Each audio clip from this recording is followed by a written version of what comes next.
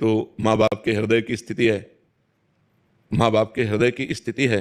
नहीं, किसी भी परिस्थिति में बेटे का त्याग कर देना तो, या माँ पिता का त्याग कर देना, या तो बहुत अधार्मिक प्रवृत्ति का हो तो त्याग किया जा सकता है। जाके प्रिय न राम वैदेही तजिए ताहि कोटि वैरिशम यद्यप परम स्नेही। या फिर ऐसी परिस्थिति आ गई जैसे कंस कारागार में देवकी और वसुदेव जी हैं, अब बालक की रक्षा करना अनिवार्य है, तो इसे गोकुल पहुंचा दिया जाए।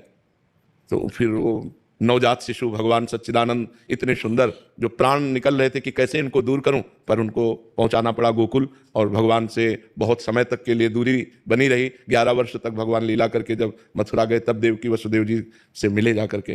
तो ऐसी परिस्थितियां कि हमें बच्चे की जान बचानी है तो फिर बच्चे को दूर कर दिया गया। या फिर बच्चा बड़ा होकर के बहुत अधार्मिक प्रवृत्ति का है तो माता पिता उसका त्याग कर सकते हैं। अन्यथा मुझे ऐसा कोई मार्ग नहीं दिखाई देता जिससे पुत्र का त्याग किया जा सके या पुत्र अपने माता पिता का त्याग कर सके।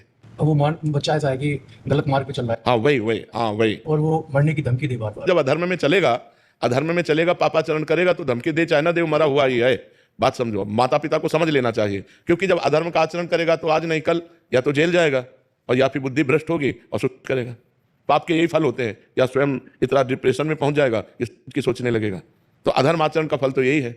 इसीलिए कहा कि यदि आधार्मिक प्रवृत्ति का हो तो फिर क्या किया जा सकता है, दूसरा उपाय नहीं, परिवार की रक्षा के लिए उसका त्याग अनिवार्य हो जाता है।